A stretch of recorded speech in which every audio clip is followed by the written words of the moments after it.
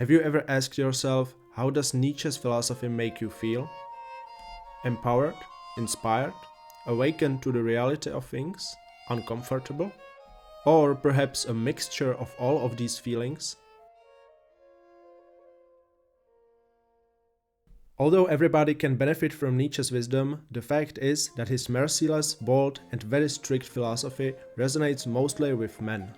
Generally, women choose the path of self-acceptance and gentle cheerleading of themselves, whereas men often go out of their way to earn their own self-respect through suffering. Certainly, exceptions exist in both genders, and if you are a woman, watching this video makes it already very likely that you are one of them.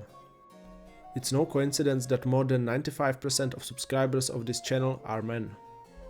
The reason for this is that Nietzsche is often regarded or seen as a father figure, particularly by men in their 20s and early 30s.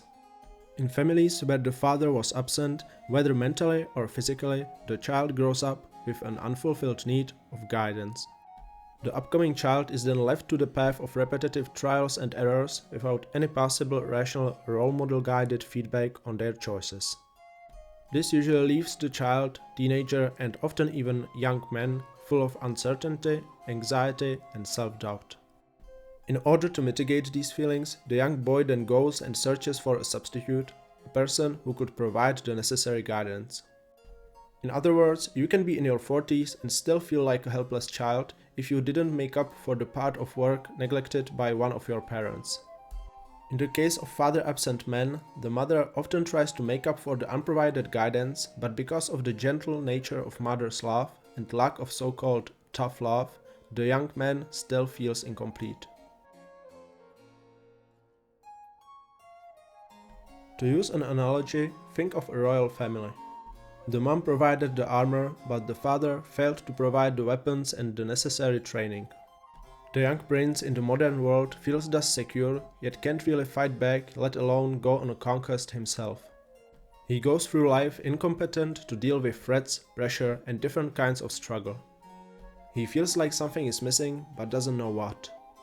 Nietzsche's philosophy resonates with so many young men, especially because it provides what the father didn't: guidance, understanding, discipline and encouragement.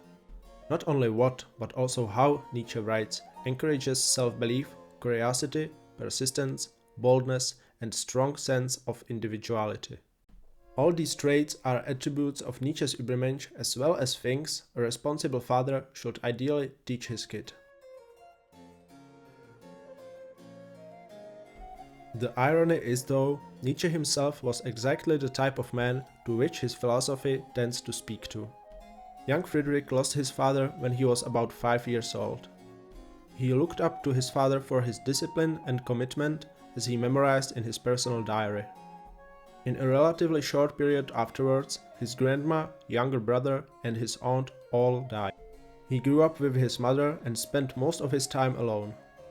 Luckily, he was a rather introverted person and did fairly well in solitude. Nietzsche was also an extremely intelligent and self-aware kid.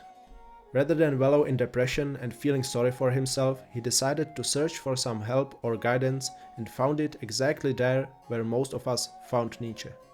Books were always his best friends, and there he also found one of his role models. In his case, it was Arthur Schopenhauer, another famous German philosopher. Schopenhauer's books provided what Nietzsche's father didn't manage to teach him due to his early death. Mainly, the value of rationality and objective detached judgment. Whether you have been struck by such a merciless fate as Nietzsche and have lost your father too early, or you have one who nevertheless didn't care enough to provide you with guidance and mental support, you are not lost. You may feel like it, but must never blame anything or anybody. Not fate, not the father. Not because it's not their fault, but because it doesn't change anything. Instead, you decide to take responsibility nonetheless. Just as young Nietzsche did despite his tragic family fate.